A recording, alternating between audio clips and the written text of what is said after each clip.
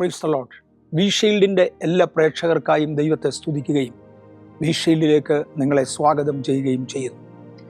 പരിശുദ്ധാത്മാവിൻ്റെ പ്രവൃത്തികളെയും പരിശുദ്ധാത്മാവിൽ ഉള്ള തികഞ്ഞ വിശ്വാസത്തെയും അങ്ങേയറ്റം പ്രോത്സാഹിപ്പിക്കേണ്ടതിന് വേണ്ടി ചില സഹോദരന്മാർ ചേർന്ന്, ബേഥേലിനോട് അനുകൂല മനോഭാവമുള്ള പല സഹോദരന്മാർ ചേർന്ന് രൂപീകരിച്ചിട്ടുള്ള ഒന്നാണ് വി ഷീൽഡ്. ഇതിലേക്ക് എന്നെയും ക്ഷണിച്ചതിനാൽ, എനിക്കിവിടെ വരുവാൻ ദൈവം കൃപ തന്നതിനാൽ ഞാൻ ദൈവത്തെ നന്ദിയോടെ വാഴ്ത്തുന്നു. ഇന്ന് ബൈബിളിനെക്കുറിച്ചും അതിൻ്റെ ഏറ്റവും പ്രധാന പ്രതിപാദ്യ വിഷയമായ ദൈവത്തെക്കുറിച്ചും ചില വാക്കുകളിൽ ചിന്തിക്കുവാനും അവതരിപ്പിക്കുവാനുമാണ് ഞാൻ കർത്താവിൻ്റെ കൃപയിൽ ശരണപ്പെടുന്നത്. വേദപുസ്തകത്തിൽ ഏറ്റവും അധികം ഉപയോഗിച്ചിരിക്കുന്ന വ്യക്തിത്വം ദൈവമാണ്. ആ ദൈവത്തെ കുറിക്കുന്ന അനേക വിശദീകരണങ്ങൾ ദൈവത്തിലുണ്ട്. ഒന്നാം വാചകത്തിൽ തന്നെ എലോഹീം, ആദിയിൽ ദൈവം ആകാശവും ഭൂമിയും സൃഷ്ടിച്ചു.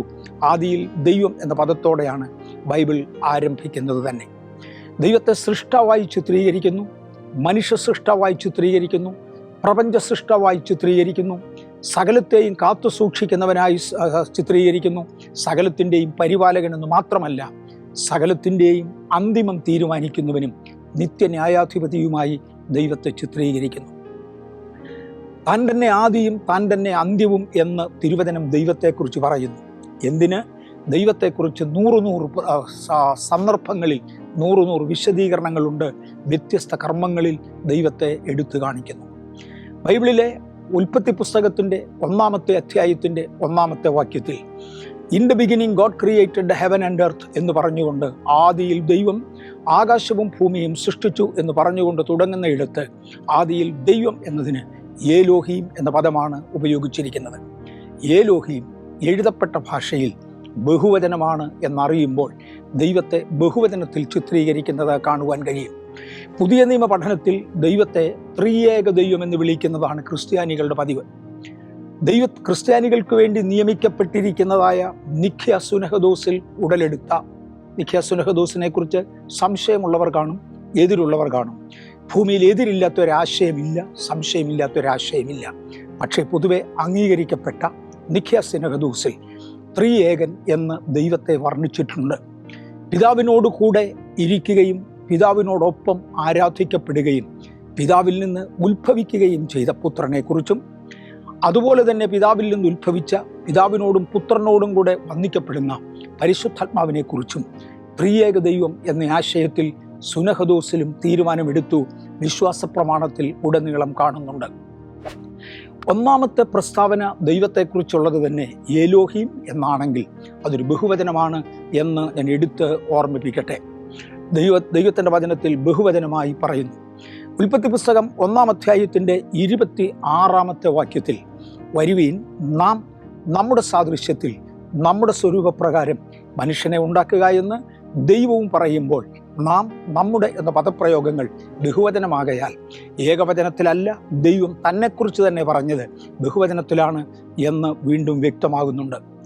ഉൽപ്പത്തി പുസ്തകം 11-ാം അധ്യായത്തിൻ്റെ 6-ാമത്തെ വാക്യത്തിൽ, വരുവീൻ നാം ഭൂമിയിലേക്ക് ഇറങ്ങിച്ചെന്ന് അതിൻ്റെ ഭാഷ കലക്കിക്കളക എന്ന് ദൈവം പറയുന്നതായി കാണാം.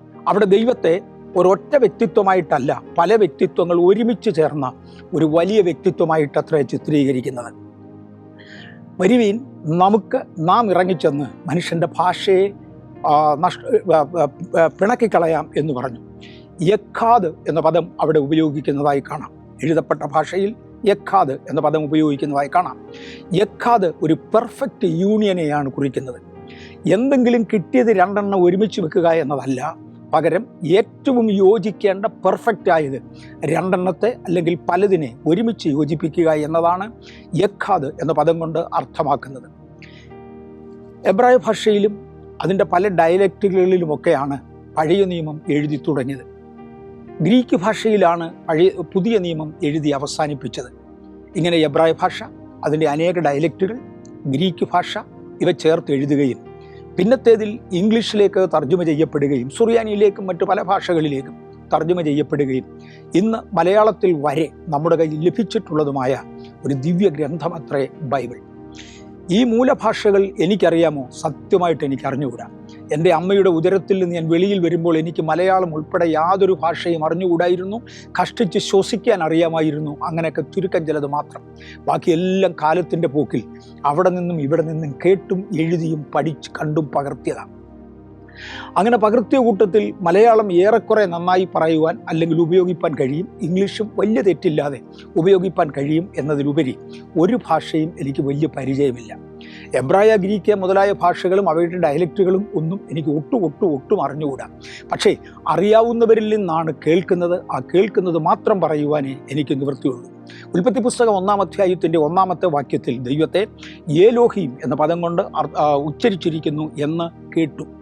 ഇന്ന് കമ്പ്യൂട്ടറുകളുടെ സഹായത്തോടുകൂടെ എഴുതപ്പെട്ട മൂലഭാഷയുടെ പദങ്ങളും അതിൻ്റെ അർത്ഥങ്ങളും കണ്ടുപിടിക്കാവുന്ന സാഹചര്യത്തിൽ ഞാനും കഴിവുള്ളിടത്തോളം ചെറിയ തോതിൽ എങ്കിലും എന്നെക്കൊണ്ട് കഴിയുന്നിടത്തോളം അധ്വാനിച്ചതിൻ്റെ ഫലമായി ഏലോഹീം എന്ന പദം തന്നെയാണെന്നും അതൊരു പ്ലൂറൽ യൂസേജ് ആണെന്നും കണ്ടു. More than one personality involve in it.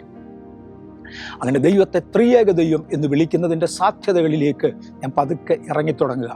ഉൽപ്പത്തി പുസ്തകം 1-ാം അധ്യായത്തിൻ്റെ 26-ാമത്തെ വാക്യത്തിൽ വരുവീൻ നാം നമ്മുടെ സാദൃശ്യത്തിൽ നമ്മുടെ സ്വരൂപത്തിൽ മനുഷ്യനെ സൃഷ്ടിക്കുക എന്ന് ദൈവവും പറയുന്നത് പ്ലൂറലാണ് എന്ന് മറക്കണ്ട.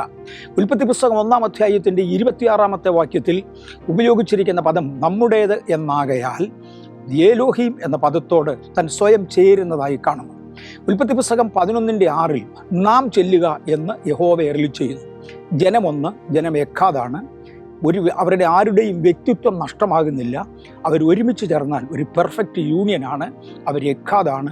അവർ ഒരുമിച്ച് ചേർന്നിരിക്കുന്നു. ആകയാൽ നമുക്കും പോകാം, വരുവീൻ എന്ന് അവിടെ പറയുന്നതായി കാണുവാൻ കഴിയും. യെശയ്യാ പ്രവചനം 6-ാം അധ്യായത്തിൻ്റെ 8-ാമത്തെ വാക്യത്തിൽ ആർ നമുക്ക് വേണ്ടി പോകും, നാം ആരെ അയക്കണം എന്നിങ്ങനെ ഏലോഹീം, യഹോവ ഏലോഹീം, യഹോവയായ ദൈവം പറയുന്നതായി കാണാം. ഏലോഹീം പ്ലൂറലാണ്, ദൈവമാണ്, ഒരുമിച്ച് പോകാം എന്ന് പറയുന്നത് കാണാം. ഉൽപ്പത്തി പുസ്തകം 3-ാം അധ്യായത്തിൻ്റെ 22-ാമത്തെ വാക്യത്തിൽ യഹോവ ഏലോഹീം ദ പ്ലൂറൽ, യഹോവയായ ദൈവം എന്ന് പറയുന്നതായി കാണാം. നമ്മിൽ ഒരുത്തനെ പോലെ മനുഷ്യനും ആയിത്തീർന്നിരിക്കുന്നു എന്ന് എടുത്തു പറയുന്നു. യഹോവ ഏലോഹീം ഒന്ന് പറയുകയാണ്. യഹോവയായ ദൈവമായ ഏലോഹീം ബഹുവചനത്തിലെ ഏകത്വം കാണിക്കുന്ന ആ ദൈവം പറയുകയാണ്, മനുഷ്യൻ നമ്മിൽ ഒരുവനെ പോലെ ആയിത്തീർന്നിരിക്കുന്നു. ഞാൻ തിരിച്ചു മറിച്ചും ഈ ആശയത്തെ വീണ്ടും തിരുവചനത്തിലൂടെ എന്നെക്കൊണ്ട് കഴിവുള്ളിടത്തോളം വിശദീകരിക്കാൻ ശ്രമിക്കും. ലോർഡ് സെയിങ്, യെശയ്യാവിൻ്റെ പുസ്തകം 6-ാം അധ്യായത്തിൻ്റെ 8-ാമത്തെ വാക്യത്തിൽ Lord saying and who will go, നാം ആരെ അയക്കേണ്ടു, ആർ നമുക്ക് വേണ്ടി പോകും എന്ന് യഹോവ അരുളി ചെയ്യുന്നു. ആർ നമുക്ക് വേണ്ടി, എനിക്ക് വേണ്ടിയല്ല, നാം ആരെ അയക്കേണ്ടു, ആർ നമുക്ക് വേണ്ടി പോകും എന്ന് ചോദിക്കുന്ന ദൈവത്തിൻ്റെ ശബ്ദം കേട്ടു. യഹോവ ഏലോഹീം എന്ന പെർഫെക്റ്റ് യൂണിയനാണ് അവിടെ കൊടുത്തിരിക്കുന്ന പദം. ഉൽപ്പത്തി പുസ്തകം 3:22 നാം നേരത്തെ തന്നെ കണ്ടു കഴിഞ്ഞു. യഹോവ ഏലോഹീം എന്ന പദപ്രയോഗമാണ് ഉപയോഗിച്ചിരിക്കുന്നത്. ആവർത്തന പുസ്തകം 6:4 വരുമ്പോൾ അല്പം കൂടെ വിശദമായ ഒരു വെളിപ്പാട് ഇവിടെ കാണുവാൻ കഴിയും. ആവർത്തന പുസ്തകം 6-ാം അധ്യായത്തിൻ്റെ 4-ാമത്തെ വാക്യത്തിൽ ത്രിയേകത്വത്തിൻ്റെ കണ്ണിയായ ഒരു പദമാണത് എന്ന് മറക്കരുത്. O Israel, the Lord our God is one Lord. യക്കാദ് എന്ന പദമാണ് അവിടെ ഉപയോഗിച്ചിരിക്കുന്നത്. വൺ ലോർഡ് എന്നതിന് യക്കാദ് എന്ന പദമാണ് ഉപയോഗിച്ചിരിക്കുന്നത്. The perfect union.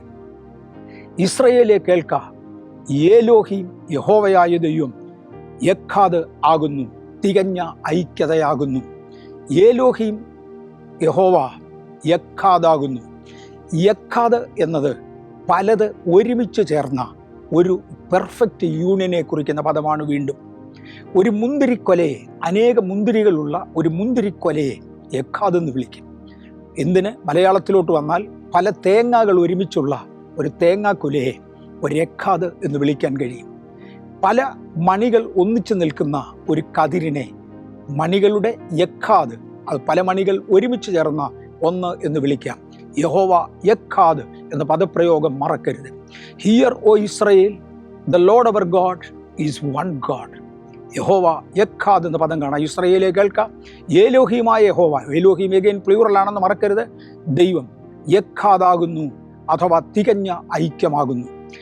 രണ്ട് വ്യക്തിത്വങ്ങൾ തമ്മിൽ അവിടെ അഭിപ്രായ വ്യത്യാസങ്ങളില്ല, കാഴ്ചപ്പാടുകളുടെ വ്യത്യാസങ്ങളില്ല. പിതാവ് കാണുന്നത് തന്നെ പുത്രനും പുത്രൻ കാണുന്നത് തന്നെ പരിശുദ്ധാത്മാവും, പരിശുദ്ധാത്മാവ് കാണുന്നത് തന്നെ പിതാവും ഒരുമിച്ച് കാണുന്നതായ ഒരൊറ്റ വ്യക്തിത്വമാണ് പിതാവായ ദൈവം, പുത്രനായ ദൈവം, പരിശുദ്ധാത്മാവാം ദൈവം. ഉൽപ്പത്തി പുസ്തകം 2:24 വീണ്ടും വരുമ്പോൾ മനുഷ്യനെക്കുറിച്ച് ഭാര്യ ഭർത്താക്കന്മാർ ഒരു ദേഹമായിരിക്കും എന്ന് പറയുന്നത് യക്കാദ് എന്ന പദമാണ് ഉപയോഗിച്ചിരിക്കുന്നത്.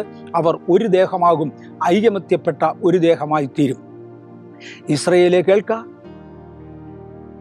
ഏലോഹിമായ ദൈവം യക്കാദാകുന്നു. മനുഷ്യനെക്കുറിച്ച് പറഞ്ഞു ഭാര്യ ഭർത്താക്കന്മാർ യക്കാദ് അവരൊരു ദേഹമാണ്. ഇവിടെ രണ്ടിടത്തും വ്യക്തിത്വം നഷ്ടപ്പെടുന്നില്ല, പക്ഷേ അവർ ഒരുമിച്ച് പ്രവർത്തിക്കുന്നു. ഉദാഹരണത്തിൽ ഒന്നും കൂടെ എടുത്തു പറയട്ടെ, ബഞ്ച് ഓഫ് ഗ്രേപ്സ്, എക്കോദ് ഓഫ് ഗ്രേപ്സ് എന്നതിനെ വിളിക്കാം. ഒരു മുന്തിരിക്കുല, അതിൽ പല മുന്തിരികൾ ഒരുമിച്ച് ചേർന്നതുപോലെ. രണ്ടാമത്തേത് ഉൽപ്പത്തി പുസ്തകം 2-ാം അധ്യായത്തിൻ്റെ 24-ാമത്തെ വാക്യത്തിൽ they shall be one flesh യക്കാദ്, അഥവാ ഒരു യക്കാദായിരിക്കും. അതിൻ്റെ അർത്ഥം ഏകമായി ഒരുമിച്ച് ചേർന്ന ഒരു ദേഹമായിരിക്കും. ഇത് കഴിയാത്ത ഇടത്താണ് കുടുംബത്തിനകത്ത് പ്രശ്നമുള്ളത്. ഇത് കഴിയുന്ന ഇടത്ത് കുടുംബങ്ങൾക്കകത്ത് വലിയ പ്രശ്നമില്ലാതെ പോകുന്നത് കാണാം. മർക്കോസിന്റെ സുവിശേഷം 12-ാം അധ്യായത്തിൻ്റെ 29-ാമത്തെ വാക്യത്തിൽ യുവർ ഗോഡ് ഈസ് വൺ തിയോസ് ഈസ് ഹേയിസ് എന്ന പദമാണ് ഗ്രീക്കിൽ ഉപയോഗിച്ചിരിക്കുന്നത്. അതും പ്ലൂറലാണ് എന്ന് മറക്കരുത്, യോജിച്ചവർ. ഇന്ന് യേശുക്രിസ്തുവിൻ്റെ ദൈവത്വം അംഗീകരിപ്പാൻ വൈമനസ്യമുള്ള യഹൂദനോട് അന്ന് യേശു പ്രസ്താവിച്ച പദമാണിത് എന്ന് മറക്കരുത്.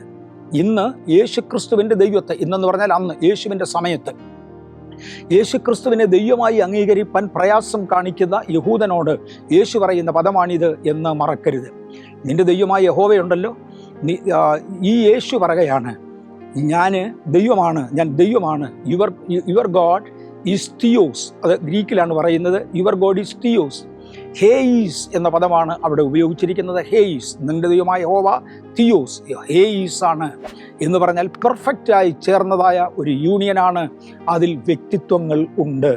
മത്തായിയുടെ സുവിശേഷം 19:5 ഹേയിസ് ഗ്രീക്കിൽ കാണാം, വൺ ഫ്ലഷ്. മനുഷ്യൻ ഭാര്യയും ഭർത്താവും വിവാഹത്തോടുകൂടെ ഒരു വ്യക്തിത്വമായി മാറുന്നു, ഒരു ദേഹമായി മാറുന്നു എന്നതിന് ഹേയിസ് എന്ന അതേ പദം തന്നെയാണ് ഉപയോഗിച്ചിരിക്കുന്നത്. ഞാൻ പറഞ്ഞത് എബ്രായ ഭാഷയിൽ പഴയ നിയമത്തിലും ഗ്രീക്ക് ഭാഷയിൽ പുതിയ നിയമത്തിലും യഹോവയ്ക്ക് യക്കാദ് എന്നും ഹേയിസ് എന്നും ഉള്ള പദങ്ങൾ ഉപയോഗിക്കുന്നതായി കാണാം.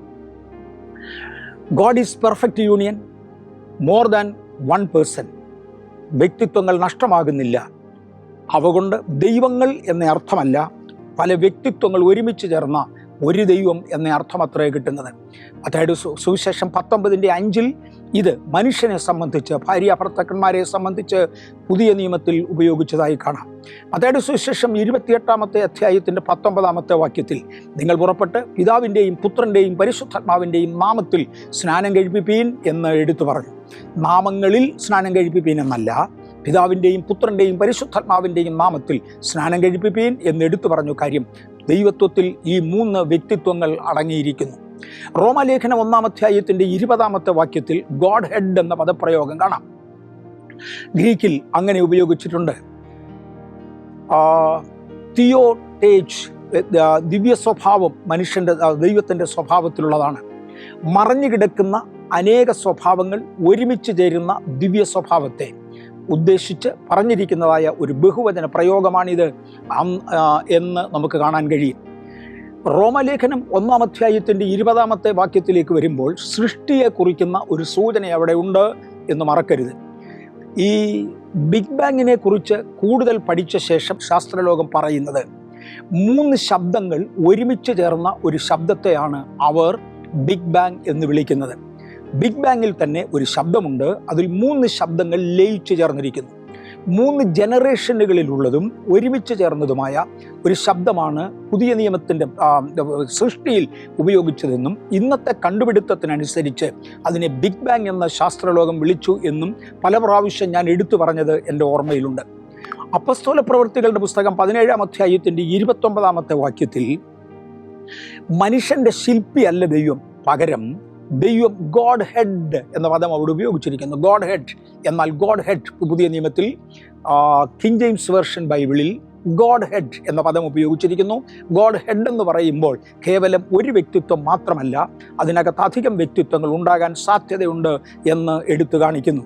കൊലോസ്യ ലേഖനം 2-ാം അധ്യായത്തിൻ്റെ 9-ാമത്തെ വാക്യത്തിൽ അവരിലല്ലോ ദൈവത്തിൻ്റെ സകല സമ്പൂർണ്ണതയും ദൈവിക വലിപ്പം ഏറ്റവും ഉയർന്നതായി കാണിക്കുന്നു. ഇതെല്ലാം കൂടെ ഒരുമിച്ച് ചേർന്നിരിക്കുന്നത് എന്ന് കാണാം.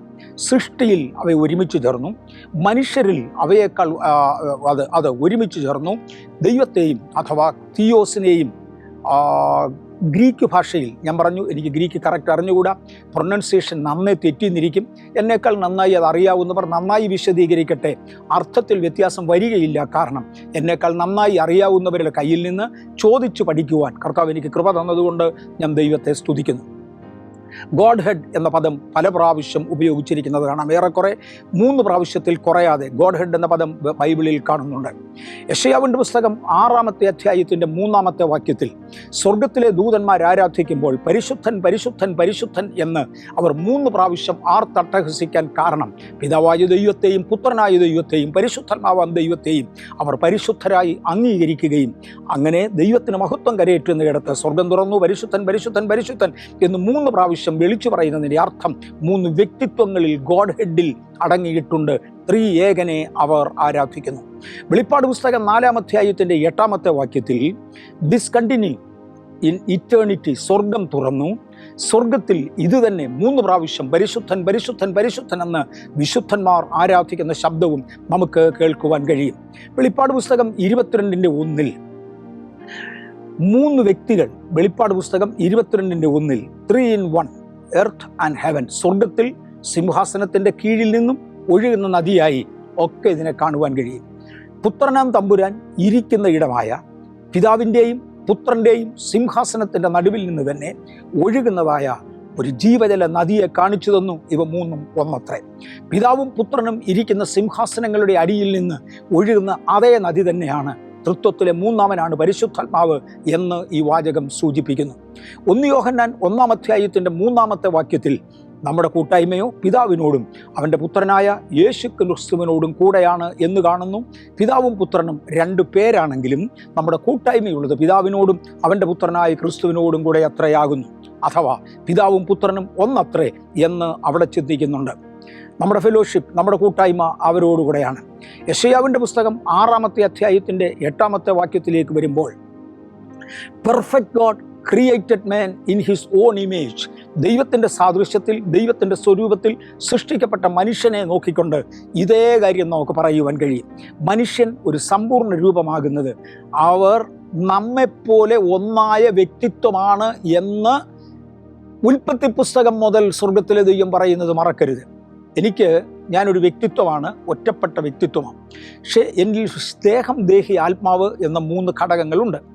അല്പം കൂടെ ഞാൻ താഴോട്ട് പോകാൻ ആഗ്രഹിക്കുന്നു. എനിക്കൊരു തലയുണ്ട്, 2 കൈകളുണ്ട്, 2 കണ്ണുണ്ട്, ഒരു മൂക്കുണ്ട്, 2 കാലുണ്ട്. ദൈവത്തിൻ്റെ കരുണയാൽ ഇന്നുവരെ അവയവങ്ങൾക്കൊന്നും ഭേദം വന്നിട്ടില്ല. അതുകൊണ്ട് പല ഘടകങ്ങൾ ഒരുമിച്ച് ചേർന്ന് ഞാനൊരു പെർഫെക്റ്റ് മനുഷ്യനായി തീർന്നത് ഒരു എക്കാതായി മാറുകയായിരുന്നു, ഒരു പെർഫെക്റ്റ് യൂണിയനായി മാറുകയായിരുന്നു. ഇതുപോലെ പിതാവും പുത്രനും പരിശുദ്ധാത്മാവും എന്ന ത്രിയേക ദൈവം ഒരു പെർഫെക്റ്റ് യൂണിയൻ ആയതാണ് എന്ന് ബൈബിൾ നമ്മെ പഠിപ്പിക്കുന്നു. യോഹന്നാൻ്റെ സുവിശേഷം 17-ാം അധ്യായത്തിൻ്റെ 11-ാമത്തെ വാക്യത്തിൽ അവർ നമ്മെപ്പോലെ ഒന്നാകണം, അവരുടെ വ്യക്തിത്വം നഷ്ടമാകണമെന്നല്ല പറഞ്ഞത്, അവർ നമ്മെപ്പോലെ ആശയത്തിൽ, അഭിപ്രായത്തിൽ, പ്രവർത്തന ശൈലികളിൽ, രീതികളിൽ ഒന്നാകണമെന്നത്രേ യേശു പറഞ്ഞത്. യോഹന്നാൻ്റെ സുവിശേഷം 17-ാം അധ്യായത്തിൻ്റെ 21-ാമത്തെ വാക്യത്തിൽ നാം ഒന്നാകുന്നത് പോലെ അവർ നമ്മിൽ ഒന്നാകണം. വ്യക്തിത്വം നഷ്ടമാകുമോ? ഇല്ല. നാം ദൈവമാകുമോ? ഒരിക്കലുമില്ല.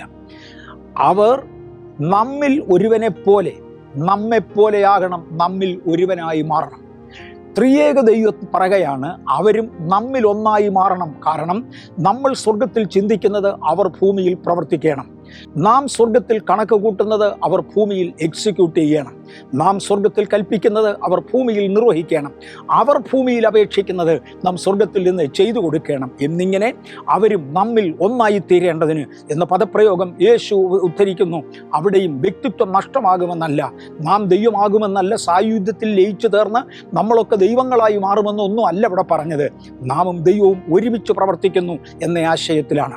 യോഹന്നാന്റെ സുവിശേഷം 17-ാം അധ്യായത്തിൻ്റെ 23-ാമത്തെ വാക്യത്തിൽ ഇതേ ആശയം തന്നെ കാണുവാൻ കഴിയും, ഇതേ ആശയം തന്നെ കാണുവാനായി കഴിയും.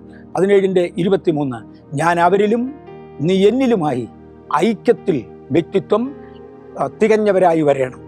നീ, ഞാൻ, അവർ എന്ന 3 വ്യക്തിത്വങ്ങളെ അവരൊന്നായി ചേർന്ന് കഴിഞ്ഞു. അവരൊരു വ്യക്തിത്വമായി.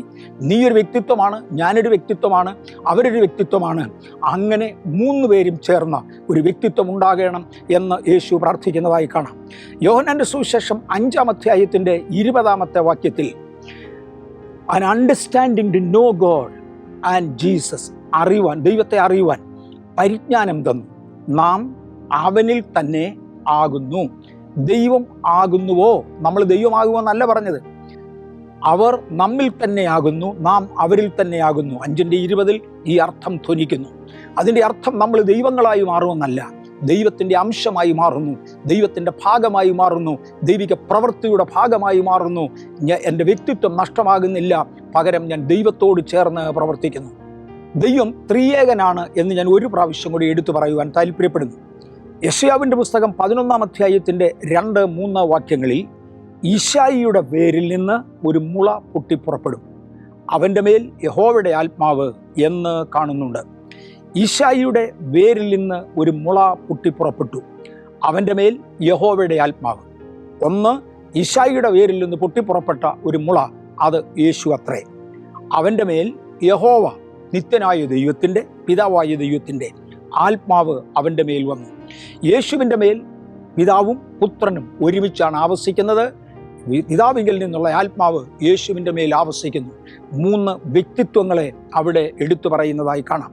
യെശയ്യാവിൻ്റെ പുസ്തകം 42-ാം അധ്യായത്തിൻ്റെ 1-2 വാക്യങ്ങളിൽ ഇതേ ആശയം നമുക്ക് പിന്നെയും കാണുവാൻ കഴിയും.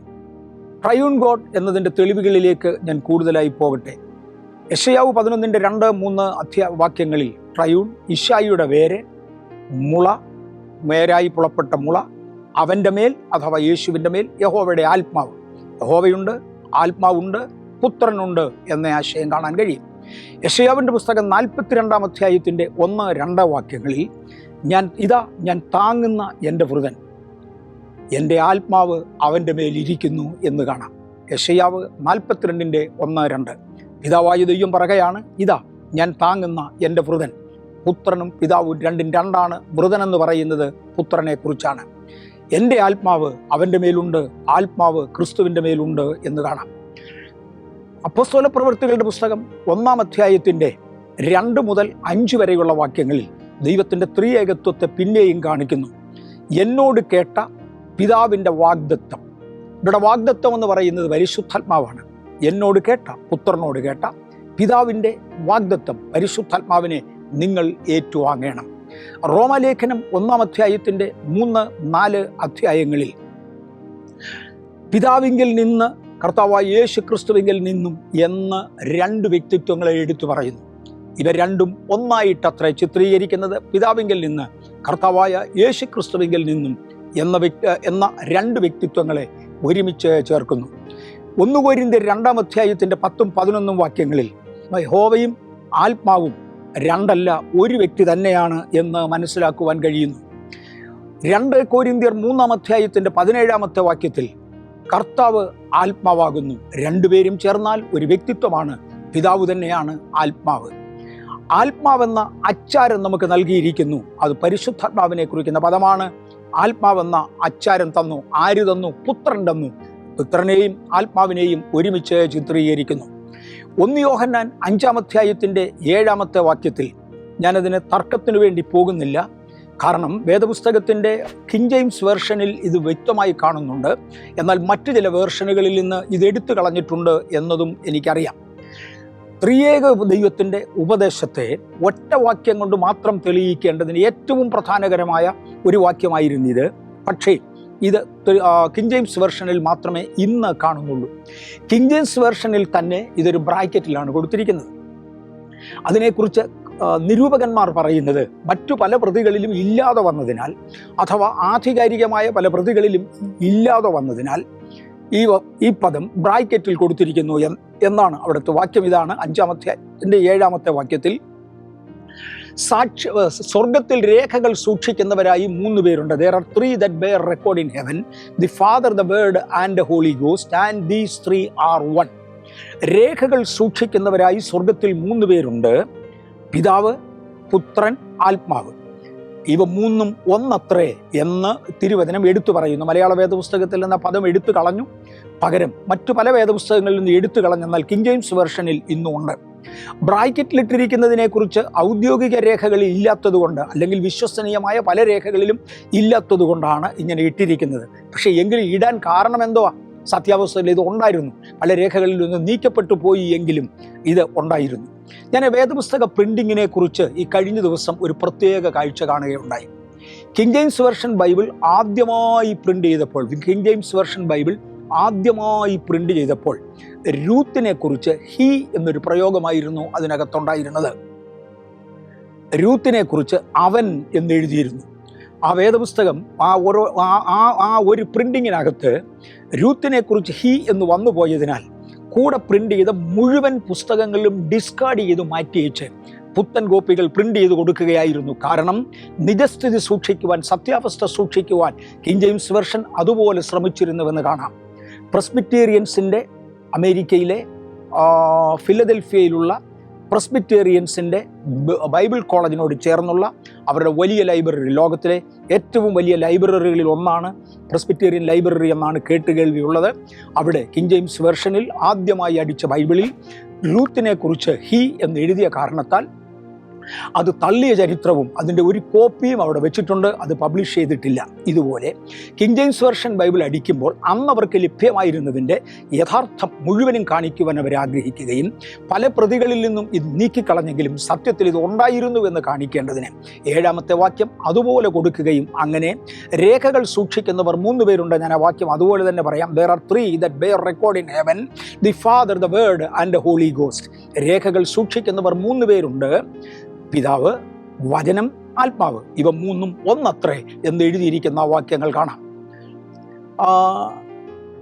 Trinity in different ages. അനേക കാലഘട്ടങ്ങളിൽ ട്രിനിറ്റിയെ കുറിക്കുന്ന ചോദ്യങ്ങളും ഉത്തരങ്ങളും ഉണ്ടായിട്ടുണ്ട്. AD 393 AD 397 വരെ ഉള്ള കാലഘട്ടങ്ങളിലാണ് ബൈബിൾ വന്നത്. യെശയ്യാവിൻ്റെ പുസ്തകം 48-ാം അധ്യായത്തിൻ്റെ 12 മുതൽ 16 വരെയുള്ളത് ഇൻ ക്രിയേഷൻ, ഞാൻ ഭൂമിക്ക് അടിസ്ഥാനമിട്ടു. യോബിൻ്റെ പുസ്തകം 38-ാം അധ്യായത്തിൻ്റെ 4-ാമത്തെ വാക്യം, യോബിൻ്റെ പുസ്തകം 26-ാം അധ്യായത്തിൻ്റെ 13-ാമത്തെ വാക്യം. ഇവിടെ റൂഹ എന്ന പദപ്രയോഗം കാണുവാൻ കഴിയും. ഞാൻ ഭൂമിക്ക് അടിസ്ഥാനമിട്ട ദിവസം, റൂഹയാണ് ഭൂമിക്ക് അടിസ്ഥാനമിട്ടത് എന്നവിടെ തോന്നുന്നു. കൊലോസ്യ ലേഖനം 1-ാം അധ്യായത്തിൻ്റെ 16-ാമത്തെ വാക്യത്തിൽ പുത്രനാണ് അതിനടിസ്ഥാനമിട്ടത്, അഥവാ പുത്രനാണ് അവയെ സൃഷ്ടിച്ചത് എന്നിത്യാദികൾ കാണുവാൻ കഴിയും. ട്രിനിറ്റി ഓൺ കോർപ്പറേഷൻ, ലൂക്കോസിൻ്റെ സുവിശേഷം 1-ാം അധ്യായത്തിൻ്റെ 35-ാമത്തെ വാക്യപ്രകാരം നോക്കുമ്പോൾ തൃത്വം എന്നത് ഇൻ കൺസെപ്ഷൻ, അത്യുന്നതൻ്റെ ശക്തി നിന്റെ മേൽ നിഴലിക്കും, വിശുദ്ധ പ്രജ സംജാതമാകും എന്നിങ്ങനെ ഉത്ഭവിച്ച വിശുദ്ധ പ്രജയായ ക്രിസ്തുവിനെയും അഥവാ പുത്രനായ ക്രിസ്തുവിനെയും പരിശുദ്ധാത്മാവിനെയും 2 വ്യക്തിത്വങ്ങളായി മറിയയുടെ ഉള്ളിൽ ഒരുമിച്ച് ചേരുന്ന പ്രസ്തുത സാഹചര്യം കാണുവാൻ കഴിയും. മത്തായിയുടെ സുവിശേഷം 3-ാം അധ്യായത്തിൻ്റെ 16-ാമത്തെ വാക്യത്തിൽ പിതാവ് സ്വർഗത്തിൽ നിന്ന് യേശുവിനെ കുറിച്ച് സംസാരിക്കുകയും വെള്ളത്തിൽ നിന്ന് യേശുവിൻ്റെ മേൽ അന്തരീക്ഷത്തിലൂടെ ആത്മാവ് ഇറങ്ങി വരികയും ചെയ്തത് കാണാം. യോഹന്നാൻ്റെ സ്നാനസമയത്ത് യേശുവിനോടുകൂടെ തൃത്വം സമ്മേളിക്കുന്നുണ്ട്. പിതാവ് സ്വർഗത്തിൽ നിന്ന് കൽപ്പിക്കുന്നു, ഇവൻ എൻ്റെ പ്രിയപുത്രൻ, ഇവനെ ചെവി കൊടുപ്പീൻ. പുത്രൻ വെള്ളത്തിൽ നിന്ന് ഇത് അംഗീകരിക്കുന്നു, താൻ സ്നാനമേറ്റ് പൊങ്ങി വരികയാണ്. പരിശുദ്ധാത്മാവ് പ്രാവെന്ന പോലെ തൻ്റെ മേൽ ഇറങ്ങി വരുന്നു. ത്രിയേക ദൈവം ഒരുമിച്ച് സമ്മേളിക്കുന്ന രംഗവും നമുക്ക് യോർദാനിൽ കാണുവാൻ കഴിയും. യോഹന്നാൻ്റെ സുവിശേഷം 1-ാം അധ്യായത്തിൻ്റെ 31 മുതൽ 33 വരെയുള്ള വാക്യങ്ങളിൽ ക്രിസ്തുവിൻ്റെ സ്നാന സമയത്ത് പിതാവായ ദൈവം സ്വർഗത്തിൽ നിന്ന് സംസാരിക്കുകയും പുത്രനാം ദൈവം വെള്ളത്തിൽ സ്നാനമേറ്റ് പൊങ്ങുകയും പരിശുദ്ധാത്മാവാം ദൈവം പ്രാവെന്നതുപോലെ അന്തരീക്ഷത്തിലൂടെ ഇറങ്ങി തൻ്റെ മേൽ ഇരിക്കുകയും ചെയ്തതായ ഒരു പെർഫെക്റ്റ് സംയോജനം നമുക്ക് കാണുവാൻ കഴിയും. അപ്പോസ്തല പ്രവൃത്തികളുടെ പുസ്തകം 1-ാം അധ്യായത്തിൻ്റെ 2 മുതൽ 5 വരെയുള്ള വാക്യങ്ങൾ വായിക്കുമ്പോൾ പെന്തക്കോസ്ത് നാൾ വന്നു, എന്നോട് കേട്ട പിതാവിൻ്റെ വാഗ്ദത്തത്തിനായി നിങ്ങൾ കാത്തിരിപ്പീൻ എന്ന് യേശു പറഞ്ഞതുപോലെ പിതാവായ ദൈവം സ്വർഗത്തിൽ നിന്ന് അയച്ച ഒരു ശബ്ദം അവിടെ മുഴങ്ങി. പെട്ടെന്ന് കൊടിയ കാറ്റടിക്കുന്നത് പോലെ ഒരനുഭവമുണ്ടായി. അഗ്നിജ്വാല പോലെ വിളർന്നിരിക്കുന്ന നാവുകൾ അവർക്ക് പ്രത്യക്ഷമായി, ഓരോരുത്തൻ്റെ മേൽ പതിഞ്ഞു. ത്രിയേക ദൈവം വന്ന്, അഥവാ പരിശുദ്ധാത്മാവ് വന്ന് മനുഷ്യനോട് സംയോജിക്കുന്നതായ ഒരു രംഗം അവിടെ കാണുവാൻ കഴിയും.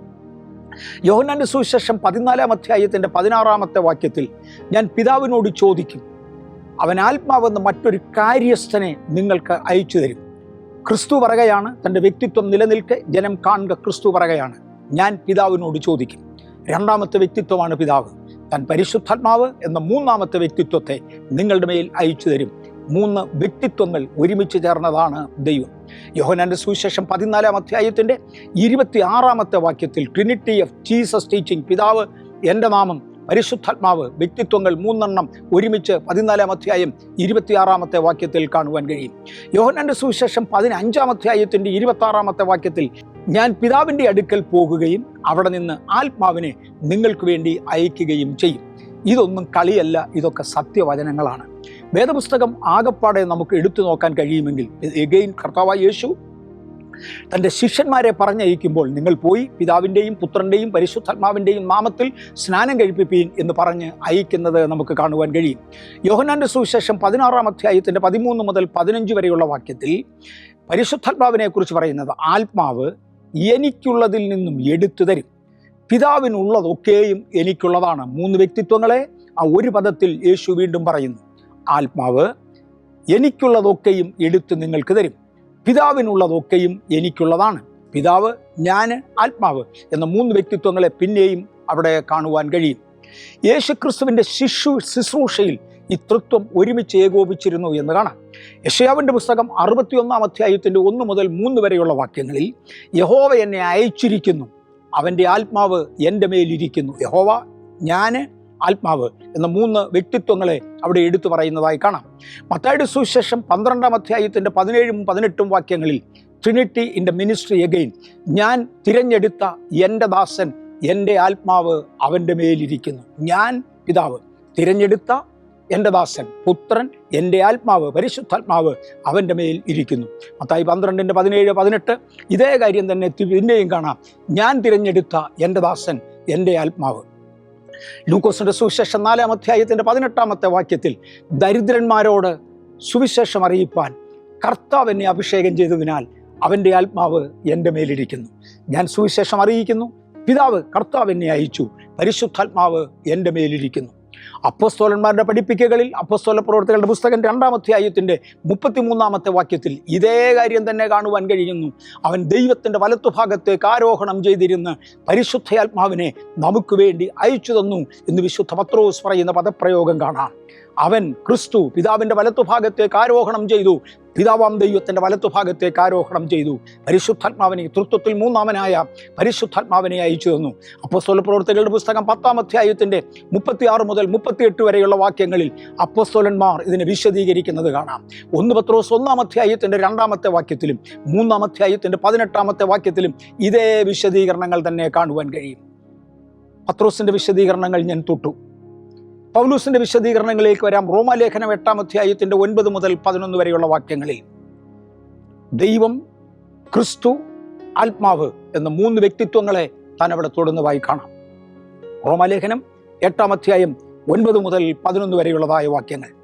2 കൊരിന്ത്യർ 1-ാം അധ്യായത്തിൻ്റെ 21, 22 വാക്യങ്ങളിൽ ദൈവം, ക്രിസ്തു, ആത്മാവ് എന്ന 3 പദങ്ങൾ എടുത്തു പറയുന്നതായി കാണാം. ഞാൻ പറഞ്ഞു, പത്രോസ് പഠിപ്പിച്ചിരുന്നു, പൗലോസും ഇത് തന്നെ പഠിപ്പിച്ചു. ഇവർ 2 പേരാണ് ഏറ്റവും കൂടുതലായി പുതിയ നിയമത്തിൻ്റെ ഉപദേശ സത്യങ്ങളിലേക്ക് ഇറങ്ങിയിട്ടുള്ളവർ. മറക്കരുത്, യോഹന്നാനും ഇക്കാര്യം വിട്ടില്ല. വെളിപ്പാട് പുസ്തകം 22-ാം അധ്യായത്തിൻ്റെ 1-ാമത്തെ വാക്യത്തിൽ, പുതിയ ആകാശവും പുതിയ ഭൂമിയും കണ്ടു, ദൈവത്തിൻ്റെയും കുഞ്ഞാടിൻ്റെയും സിംഹാസനത്തിൻ്റെ കീഴിൽ നിന്ന് പരിശുദ്ധാത്മാവിൻ്റെ നദി ഒഴുകുന്നത് കണ്ടു എന്ന് യോഹന്നാൻ അപ്പോസ്തലൻ പറയുന്നു. പത്രോസ്, പൗലോസ്, യോഹന്നാൻ എന്ന 3 അതിപ്രധാന വിശുദ്ധ അപ്പോസ്തലന്മാർ. പഴയ നിയമത്തിൽ മോശ തൻ്റെ ആവർത്തന പുസ്തകം 6-ാം അധ്യായത്തിൻ്റെ 24 മുതൽ 26 വരെയുള്ള വാക്യങ്ങളിൽ, യഹോവ നിന്നെ അനുഗ്രഹിക്കുമാറാകട്ടെ, യഹോവ തിരുമുഖം നിന്റെ മേൽ പ്രകാശിപ്പിക്കട്ടെ, യഹോവയുടെ തിരുമുഖം ഉയർത്തി നിന്നെ അനുഗ്രഹിക്കട്ടെ. 3 പ്രാവശ്യം ഇതേ പദം തന്നെ എടുത്തു പറയുന്നതായി കാണാം. ഒരിക്കൽ അബ്രഹാമിൻ്റെ മുമ്പിൽ യഹോവയായ ദൈവം വെളിപ്പെട്ടു. എങ്ങനെയെന്നാൽ 3 പുരുഷന്മാർ പുരുഷന്മാരുടെ രൂപത്തിൽ നിത്യനായ ദൈവം തൻ്റെ നേരെ വരുന്നത് താൻ കണ്ടു. വേദപുസ്തകം ഉടനീളം എടുത്താൽ ത്രിയേക ദൈവം എന്ന ആശയം കാണാം. ദൈവത്തെ 100 വ്യത്യസ്ത സാഹചര്യങ്ങളിലും വ്യത്യസ്ത ഇടങ്ങളിലും വ്യത്യസ്ത ഉദ്ദേശങ്ങളിലും തിരുവചനം പരിചയപ്പെടുത്തുന്നു. 3 വ്യക്തിത്വങ്ങളായി അവ ഒരുമിച്ച് ചേരുന്നതിൻ്റെ സംയോഗമാണ് യേശുവെന്നും അതൊരു ഏക്കാതാണ്, ഒരിക്കലും ഇളകാത്ത ഒരു യൂണിയനാണ്, പെർഫെക്റ്റ് യൂണിയനാണ് എന്നും എടുത്തു പറയുന്നതായി കാണാം. സഹോദരന്മാരെ, ഇന്ന് എനിക്ക് അല്പം അവസരം കിട്ടിയതുകൊണ്ട് അല്പം വിക്കോടെ ആണെങ്കിലും അധികം പ്രിപ്പയർഡ് അല്ലെങ്കിലും ഈ തിരുവചന ഭാഗം നിങ്ങളുടെ മുമ്പിൽ തുറക്കുവാൻ കർത്താവ് തന്ന കൃപയ്ക്കായി ഞാൻ കർത്താവിനെ വാഴ്ത്തുന്നു. വി ഷീൽഡിൻ്റെ പ്രേക്ഷകരോട് നിങ്ങൾ ദയവായി ഇത് സബ്സ്ക്രൈബ് ചെയ്യുവാനും നിങ്ങൾക്ക് കഴിയുന്നവർക്കൊക്കെ അതിൻ്റെ കോപ്പി അയച്ചു കൊടുക്കുവാനും അല്ലെങ്കിൽ അതിൻ്റെ ലിങ്ക് അയച്ചു കൊടുക്കുവാനും കഴിവുള്ളിടത്തോളം അതിൽ ശ്രദ്ധിക്കുവാനും ഞാൻ ആവശ്യപ്പെടുന്നു. വർഷങ്ങൾക്ക് പുറകിൽ അടിയനെക്കുറിച്ചുള്ള ദൈവത്തിൻ്റെ ഉദ്ദേശം എന്ത്, കർത്താവെ ഞാൻ അങ്ങയ്ക്ക് വേണ്ടി ചെയ്യണം എന്ന് ചോദിച്ചപ്പോൾ ചില ദിവസങ്ങളിൽ ഉപവാസമായിരുന്നു. അന്നൊരിക്കൽ പരിശുദ്ധാത്മാവ് എന്നോട് പറഞ്ഞ ചില ക്രിയകളിൽ ഒന്നാണ് മുറിവേറ്റ ഭടന്മാരെ, ക്രിസ്തു ശിഷ്യന്മാരെ സഹായിക്കുക എന്നത്. അനേക ദൈവദാസന്മാർ ആരാധന ലൂസിഫറിന് ലഭിക്കേണ്ടതിനായി ക്രിസ്തുവിൻ്റെ നാമത്തിൽ പരിഹസിക്കപ്പെടുന്നുണ്ട്. അവർ പരിഹസിക്കപ്പെടും, അവർക്കതിന് പ്രതിഫലമുണ്ട്. ആരാധന ലൂസിഫറിന് കൊടുക്കുന്നതിനാൽ ലൂസിഫർ പരിഹസിച്ചവരെ നിശ്ചയമായും പരിഗണിക്കുകയും ചെയ്യും. പക്ഷേ കഷ്ടം സഹിക്കുന്നവരോടുകൂടെ കഷ്ടം സഹിക്കുക, കഴിയുമെങ്കിൽ ഒരു വ്യക്തിയെ തെറ്റിദ്ധാരണകളിൽ നിന്ന് വിടുവിക്കുക എന്നുള്ള ആശയം ഈ വി ഷീൽഡ് എന്ന പ്രസ്ഥാനത്തിനുള്ളതുകൊണ്ട് പല കർത്തൃദാസന്മാരെക്കുറിച്ചും അവർ പോസിറ്റീവായി തൊട്ടെന്ന് വരും. ദൈവം ഉപയോഗിക്കുന്നവരെ, സാധാരണക്കാരുടെ കാര്യമല്ല ഞാൻ തൊടുന്നത്, സാമാന്യത്തിലുപരിയായി ദൈവം ഉപയോഗിച്ചവരും സാമാന്യത്തിന് മുകളിലേക്ക് ദൈവം പൊക്കി ഉയർത്തിയവരും പിശാചിനാൽ ഒരുപാട് പരിഹസിക്കപ്പെട്ടവരും പിശാചിനാലോ അവൻ്റെ ആളുകളാലോ വളരെ കൂടുതൽ പരിഹസിക്കപ്പെട്ടവരുമായ പലരെ സഹായിക്കേണ്ടതിന് ഇതിനകത്ത് ആശയങ്ങൾ അടുത്തുള്ള ദിവസങ്ങളിൽ വരും എന്ന് ഞാൻ വിശ്വസിക്കുന്നു. സഹോദരന്മാരാണത് ചെയ്യേണ്ടത്, ഞാനല്ല. ഇതിൻ്റെ ഉടമസ്ഥരാണത് ചെയ്യേണ്ടത്, ഞാനല്ല. എന്നാൽ അങ്ങനെയുള്ള ആശയങ്ങളൊക്കെ എന്നോട് പറഞ്ഞ കാരണത്താലാണ് ഞാനും ഇതിനകത്ത് ആക്റ്റീവായി നിൽക്കുന്നത്. കഴിവുള്ളിടത്തോളം അന്യോന്യം ഇത് ഷെയർ ചെയ്യുവാനും ഇത് സബ്സ്ക്രൈബ് ചെയ്യുവാനും ലൈക്ക് അടിക്കണമെങ്കിൽ അങ്ങനെ എന്തൊക്കെ നന്മ ചെയ്യാൻ കഴിയുമോ ചെയ്യുവാൻ ഞാൻ കർത്താവിൽ അപേക്ഷിക്കുന്നു. ഇതുകൊണ്ട് പണം ഉണ്ടാക്കുന്നില്ല എന്നാണ് അതിൻ്റെ ഉടമസ്ഥർ എന്നോട് പറഞ്ഞത്. വ്യൂവേഴ്സിൻ്റെ എണ്ണം വർദ്ധിപ്പിച്ചുകൊണ്ട് യൂട്യൂബിൽ നിന്ന് പണം ഉണ്ടാക്കുകയല്ല ഇതിൻ്റെ പ്രാഥമിക ഉദ്ദേശം. ഇതിൻ്റെ പ്രാഥമിക ഉദ്ദേശം സത്യം ജനത്തെങ്കിൽ എത്തിക്കുകയാണ് എന്ന് വീണ്ടും ഓർപ്പിക്കട്ടെ. കർത്താവ് നമ്മെ അനുഗ്രഹിക്കട്ടെ. ഞങ്ങളുടെ കർത്താവും ദൈവവുമേ, അടിയൻ്റെ കേൾവിക്കാരെ തൃക്കരങ്ങളിൽ തന്ന് ഞാൻ യേശുവിൻ്റെ നാമം ചൊല്ലി അനുഗ്രഹിക്കുന്നു. അടിയൻ്റെ 79ാമത്തെ വയസ്സിൽ കണ്ണിൻ്റെ കാഴ്ചയുടെ പരിമിതിയിലും ജീവിത സാഹചര്യങ്ങളുടെ പരിമിതിയിലും കഴിവുള്ളിടത്തോളം അങ്ങയുടെ നാമത്തിനു വേണ്ടി പ്രയോജനപ്പെടുത്തുവാൻ സ്വർഗത്തിന് തിരിഹിതമെങ്കിൽ അടിയനെയും പ്രയോജനപ്പെടുത്തണമേ. ഈ ചാനലിനെ തിരിഹിതമെങ്കിൽ തിരുമേനി വാഴ്ത്തണം. എൻ്റെ കേൾവിക്കാരെ നിർബന്ധമായി അനുഗ്രഹിക്കണം. മഹത്വം അങ്ങേക്ക് യേശുവിൻ്റെ നാമത്തിൽ തന്നെ. ആമേൻ.